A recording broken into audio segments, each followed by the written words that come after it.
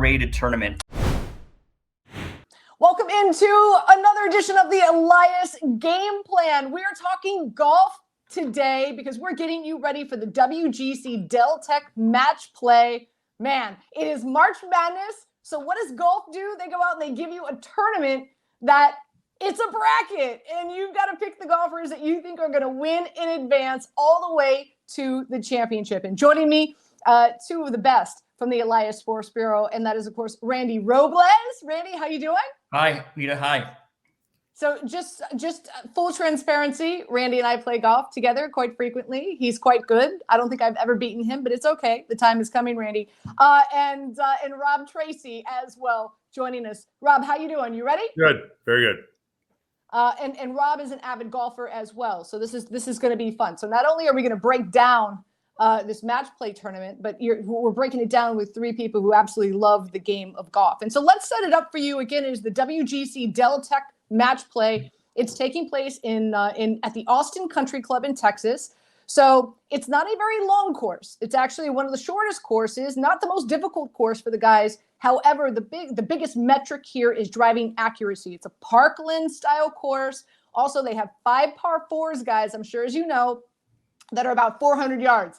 And DeChambeau might be playing in this. Apparently he is. We're recording this on Monday. So, a lot can change. We don't know what's going on with his wrist, which makes him very interesting because we know he can drive those par 4s with his driver. It is a Pete Dye course as well. Some of the guys that are participating in this tournament that rank high in driving accuracy this season: Morikawa, Answer, Connors, Hindley, Horschel, who won it last year, Berger, Kisner, Fitzpatrick, just to name a few. How does this tournament work? There's 16 groups, 4 golfers per group, head-to-head on Wednesday, Thursday, Friday. 1 advances from each 16 groups. Now, Saturday is a round of 16 in the morning and the afternoon. Again, more match play. Sunday is the semifinals in the morning, and of course the championship in the afternoon. And there is also a match play for whoever comes in third as well. So also, guys, health is going to be a key issue here as well because you're playing 7 matches in 5 days. So as we all know, and those who play golf, we know that's a lot of damn golf, that's for sure. So some interesting stats here I want to share with you. 11 players will make their tournament debut. That's Sam Burns, Hoagie, Herbert, as well as Power. Who's not playing in this, who could have qualified but decided not to: Cam Smith, Rory, Decky, Harris English, and of course, Phil Mickelson.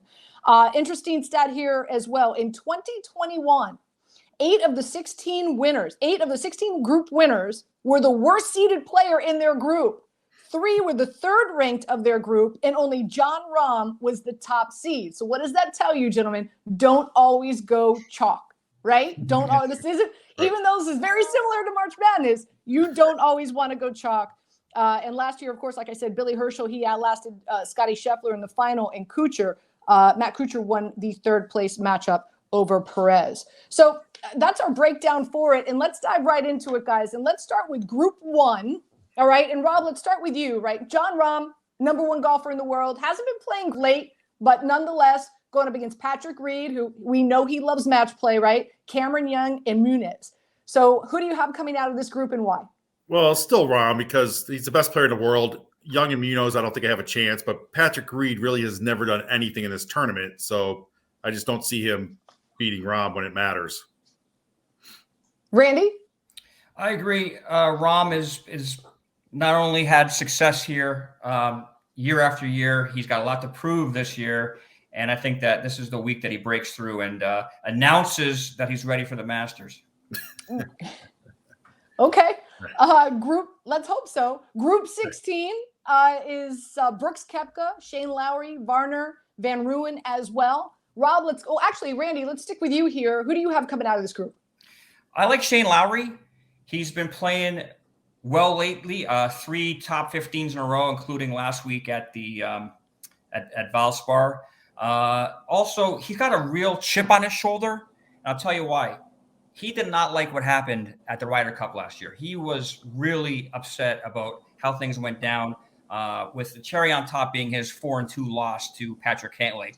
I think he really takes these matches personally, and he's got a very tough group, obviously with Koepka, Varner, and Van Rooyen. But watch out for Lowry, who's been playing great lately, to come out of that very tough pot. Rob? I initially picked Lowry, but after looking at it a little bit more, given that again Pete Dye, he also built Sawgrass. I'm not sure Lowry has this course's, the way this course plays. He's a little bit too loose sometimes. I think Varner is going to come out of that group, and I don't think it'll be close. I think he might sweep that group. I like Varner as well. All right, now right beneath them is group number 9, and that's Bryson DeChambeau, Gooch, Westwood, Bland as well. Rob, who do you got? Well, I don't have DeChambeau. He might be able to drive the par 4s, but he's not going to be. Pete Dye again, tricky around the greens. It's going to be interesting. I'm not sure.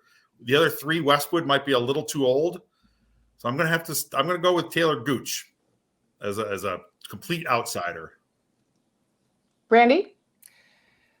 Gooch is the logical pick, I think, because he's playing so well lately, with Westwood and Bland being older guys and maybe a little bit past their prime. But I still think DeChambeau in these kind of individual match play type events, he's just got so much to prove, and I think this week's one of the weeks that he does it. So I'm taking DeChambeau, the top seed, to come out of the Group 9. Yeah, again, I think it's going to be, if he does play and that wrist is healed, this course really sets up for him really quite well, considering he can drive. There's 5 par 4s that are under 400 yards. So I'm really intrigued by him participating in this tournament. Hopefully, again, he can. All right, Group 8, we've got Dustin Johnson, Max Homa, Matt Wolff, and Mackenzie Hughes. So, Randy, who are you going with here? I'm going with Dustin Johnson again, the top seed. Just think that he is hot right now. I mean, he's coming off of setting the course record at another Pete Dye course, like Rob mentioned, at Sawgrass at the Players last Monday, shooting 63 on Monday. So he's hot. He's won here in 2017, and I think it's other than Max Homa, it's a pretty easy bracket in my opinion for him. Well, if you look the last 3 years after he won in 2017, he's 2-6-1 in this format in the round. He's not advanced out of the group as a number 1 seed each of the last 3 tournaments. It's not. I think he's disinterested. I don't think he won. He's good. I don't think he's. I don't think you'll see, given who he's played in his matches where he has not won. It's very similar to this group. I think Max Homa, who's been playing very well, is going to win. Rob, I think you're forgetting that Dustin Johnson just blew everybody away in the Ryder Cup in September, including a singles match. But I don't compare this to the Ryder Cup. This is a completely different animal. Why? This is not America versus Europe. This is a mix of everybody against everybody. It's the most personal tournament that there is on tour. It's like man against man.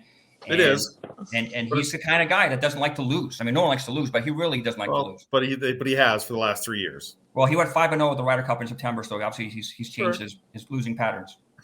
Okay, I guess we'll see. Right. Also, just a side note, he did win on this course back in 2017, just FYI. Right. And he did finish tied for 9th at the Players. He sat a 63 on Sunday.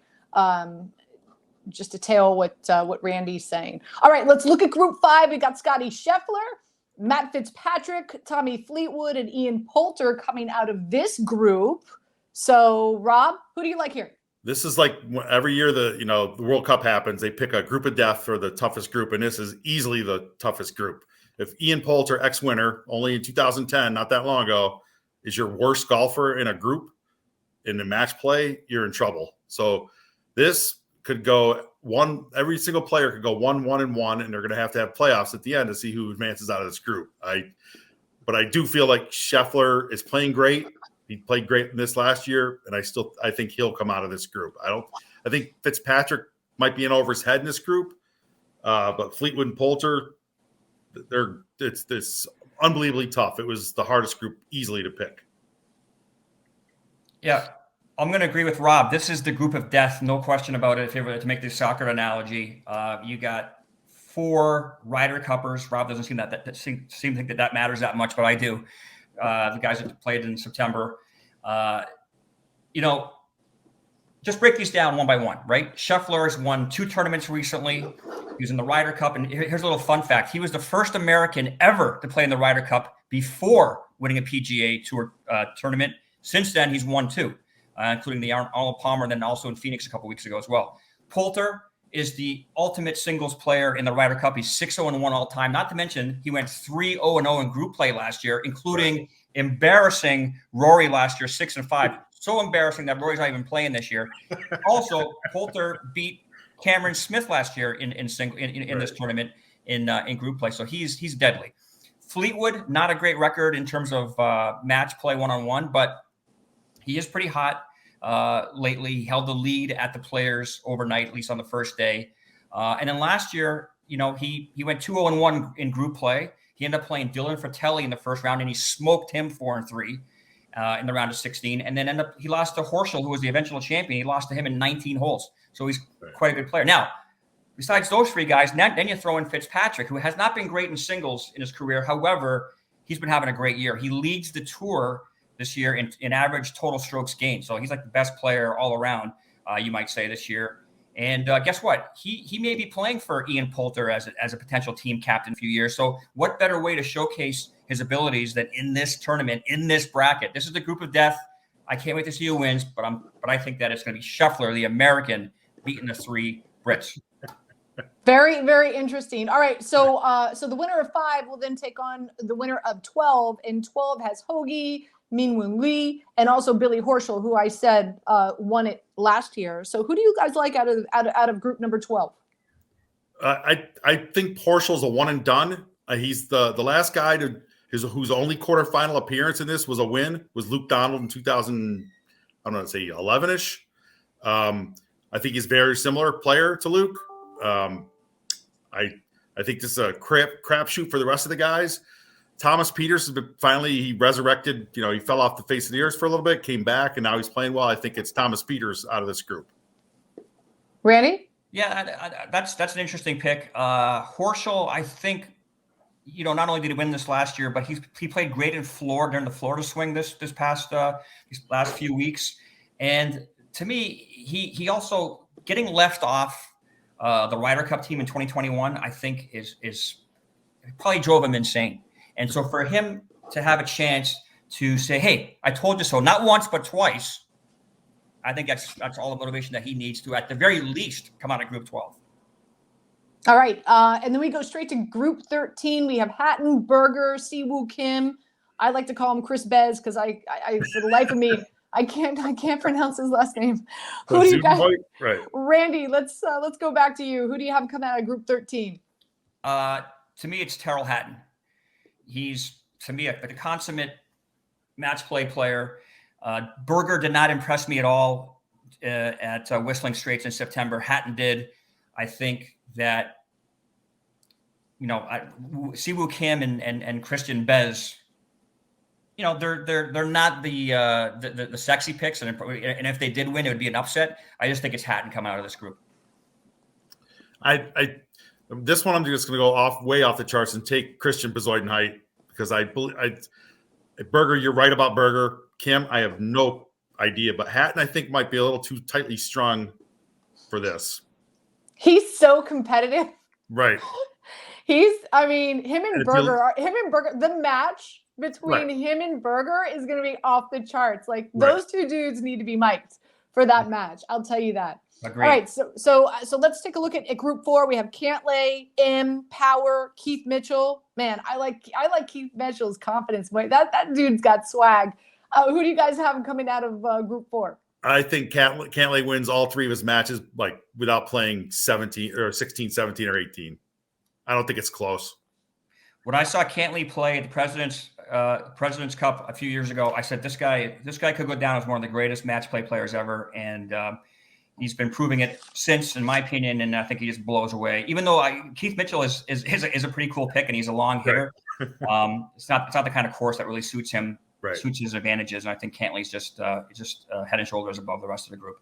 Okay, this is what we're going to do. We're going to stay on this side of the bracket and make our way and see who you guys both of you think is going to represent on this side of the bracket. So both of you liked Rahm, you liked Lowry as well as Varner. So, Rob, let's start with you, right? You've got Varner and Rahm. Who advances? Well, I think Rahm's not going to lose until probably the semis. Okay. So, and Randy, you have Lowry. You think Lowry can take down Rahm or no? Yes, I do. I think it's Lowry. I think there's something about Lowry this year. There's something about him, and Rahm has not been John Rahm. And I think this is an upset special, especially if you're looking for a little bit of juice as a gambler. You probably get pretty good odds on this matchup. All right. The other matchup you guys have, one of you took Gooch, the other one took Bryson DeChambeau, going up against Dustin Johnson or Homa. So let's start. Gooch or Bryson DeChambeau. Rob, who do you have here? I have actually Homa coming out of this. Okay. So I think it's a stretch even to get Gooch out of his group, but I think Homa's, once he beats DJ, his confidence will be up and he'll go past whoever he plays. Randy? I think DJ wins his group, wins his next match. Okay. Both of you have Scotty Scheffler. One of you have Peters. The other has Horschel. Who comes out of that matchup? Randy, let's stick with you. No question to me, it's Scheffler. I just think that he is a special kind of player. Totally agree. Not only did he win the Arnold Palmer, but it was the way he won, coming down 15 and 16, making those pars that were like Houdini-like. I mean, he was just a magician.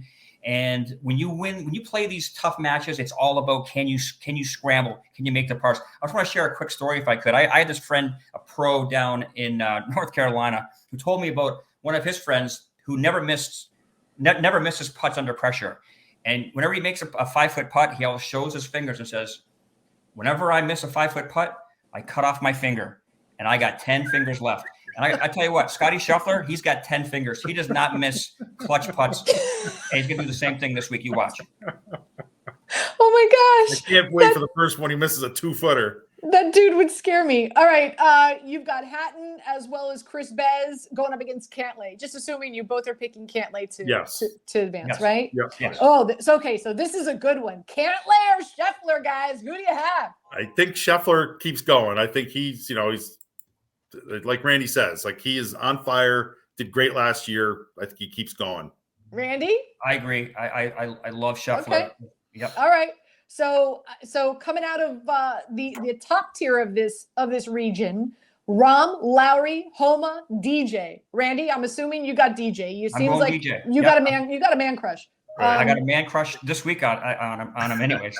And I got Rahm. So I have Rahm Scheffler. And you have Rahm. Okay. So who do you have representing making it to the championship out of these three? Randy, you're going DJ, right? I got DJ. Yep. And okay. I'm sticking with Scheffler. Okay. So there we are on that side of the bracket. Now let's go back to round one on the opposite side of the bracket, and we go to Group 2: Morikawa, Kokrak, Sergio Garcia, and McIntyre. So Randy, let's start with you. Who do you like coming out of Group 2? Yeah, I like Sergio. I don't want to pick the top seed in every group, so I just think Sergio is a good match. He's had a lot of success in this tournament. He's been playing great lately. He had a nice showing at the Players, and I think that he's going to come out of this group. And as much as I don't like him, I have to agree with Randy. I love Sergio. In this format, he's the veteran. It's going to be hard for those three guys to beat him. Okay, going up against Group 15, whoever does advance, Answer, Webb Simpson, Harman, or Bubba Watson? I'm going with Brian Harman. He is 2 times playing in this. I believe he's made the 16 in the quarters both times that he's played. So there's something in this that he likes, and I don't think the rest of that. Bubba is playing better, and he's won this before, but I think Harman's is a continuation for him.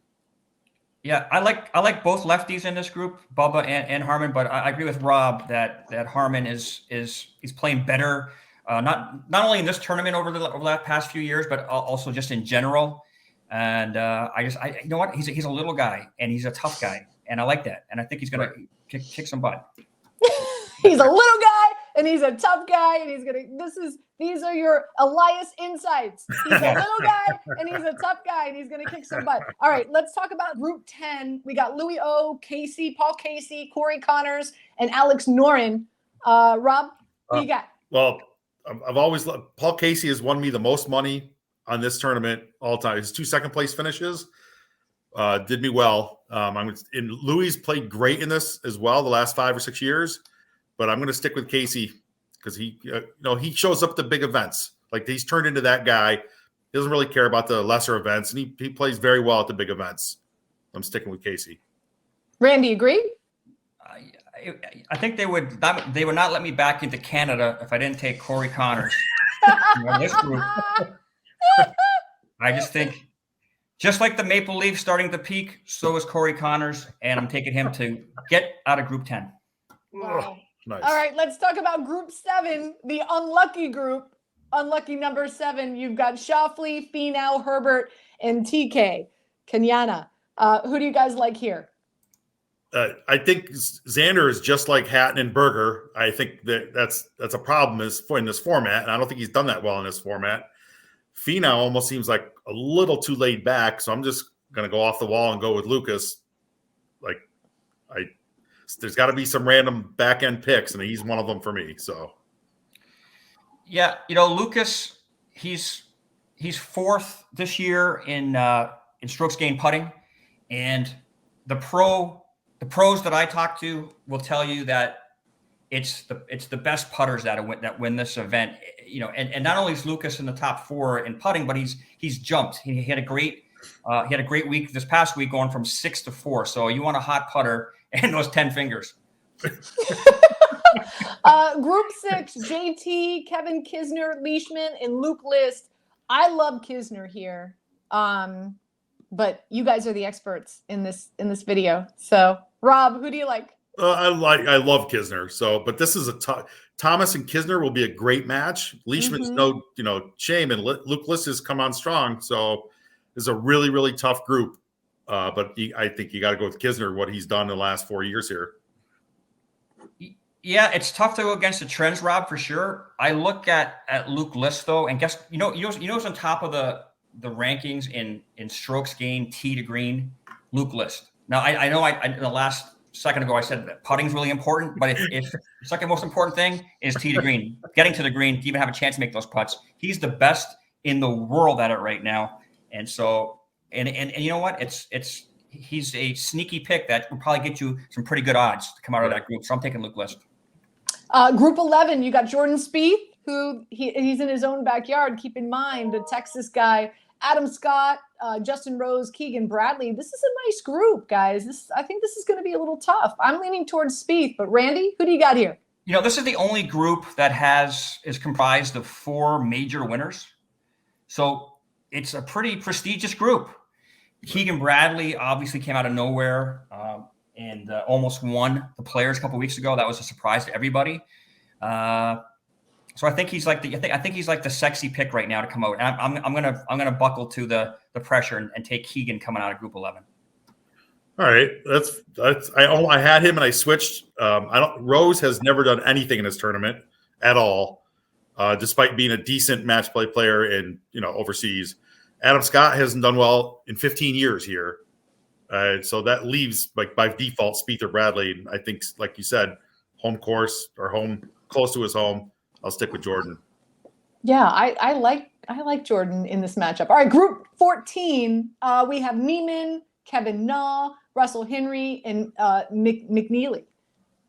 I think Joaquin Neiman in a walk. I don't think any of the matches will be close. Maybe Kevin Na, but I don't think McNeely or Henley will come close to him.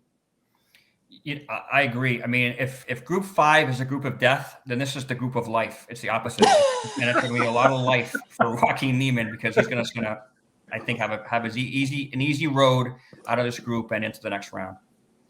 And then last but not least, Group 3, Hovland, Willie Z, Zalatoris, Cameron Tringali, as well as Straka. Randy?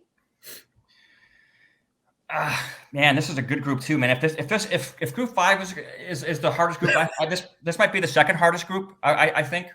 Rob, I don't know if you agree with me on Close, that. yeah, right. I think all these picks. I mean, maybe not Tringali, but the other three guys, Hovland, Right. Zalatoris, and Straka, are really playing good right now. Hovland has been so consistent, just week after week. I think even though he's the number one pick and it's the obvious pick, I'm going to go with Hovland. Right. I think you have to go with Hovland. He is definitely the like that's I really can't wait. That's probably my favorite second round matchup is Neiman and Hovland for the younger guys. So Okay, so let's start right there. Who do you got then, Rob? I think Neiman wins that. I think he's playing. They're both playing very well, and they're both great young golfers. But I think Neiman just has something going for him right now, and I think he's gonna in this. We'll see, but I think he outlasts Hovland. Randy? Yeah, I saw something in Neiman. I use the ESPN Plus to watch a lot of different groups during the players, and one of the groups that I watched was Neiman, and at one point he got really upset and like threw his club. I don't know if he threw his club, he kind of like whipped it down. I saw that. I love that fire. I know we have a common friend that works at ESPN, David Behrman. He likes to tell a story how one time we played about 10 years ago. He says I emptied my golf bag and threw it's not. I don't throw my clubs. But maybe I did 15 years ago. Anyways, there's part of me that still loves that fire. And I saw it in Neiman this past week, or I guess it was 10 days ago. And I think he's going to just get to the next round in a great match.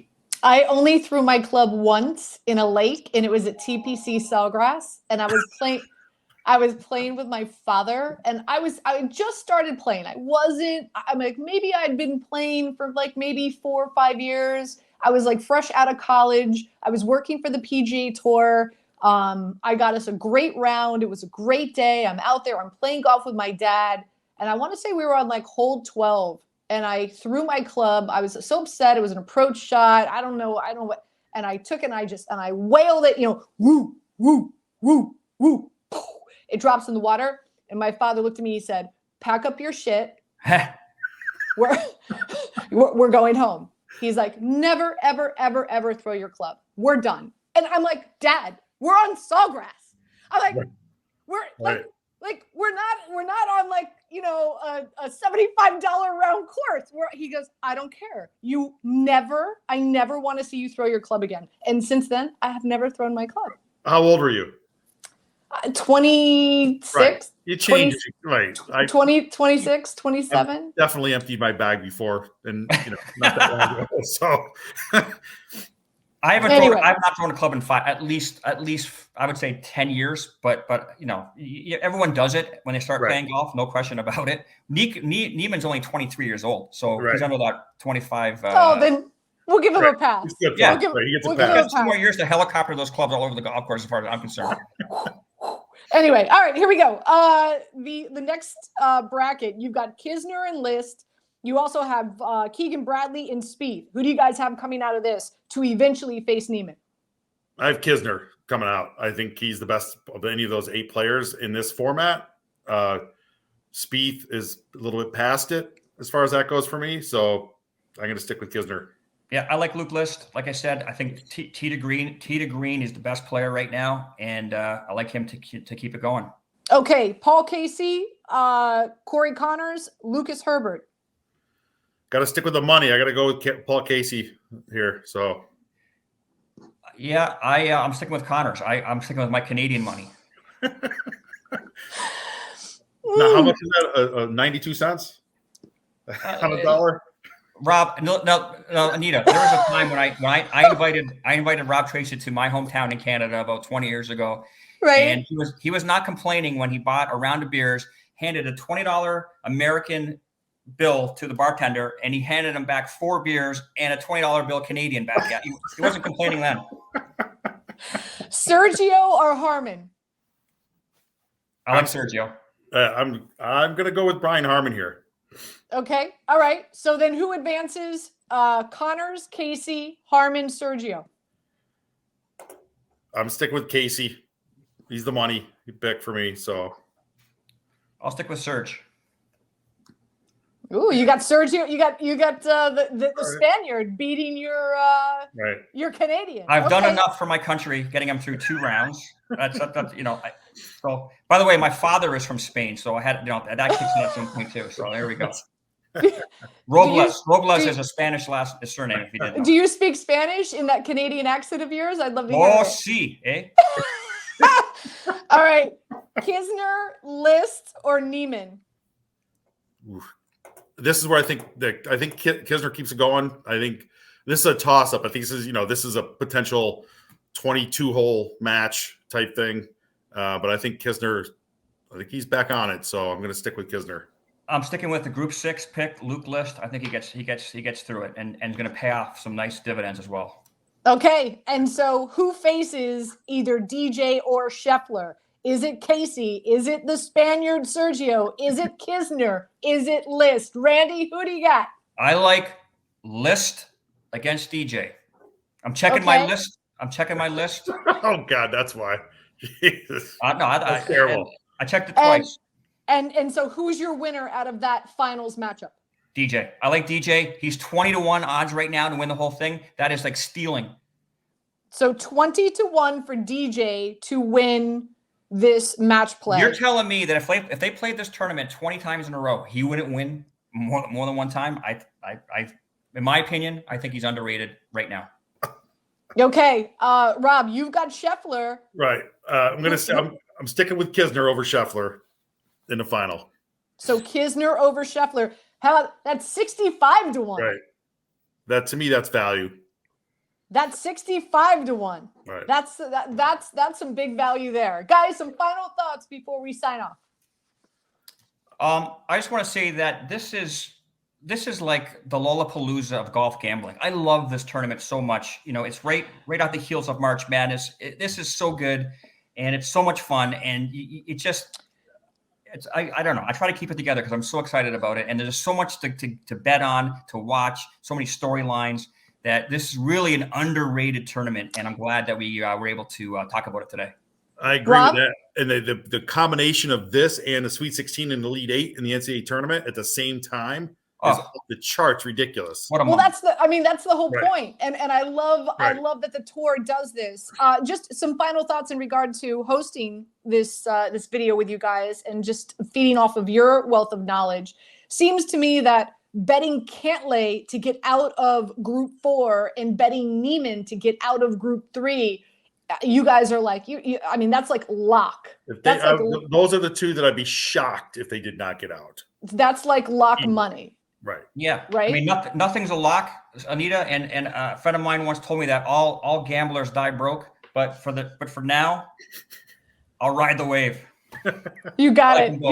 You guys are awesome. I'm Anita Marks with ESPN. Of course, Randy Robles, the Spaniard Canadian, and Rob Tracy as well. Hopefully, we have helped you fill out. If you could see, I filled out my bracket. Woo! Thank you guys. Appreciate it. Good luck this week. Right. Thank you, Anita. Appreciate you. Thank you.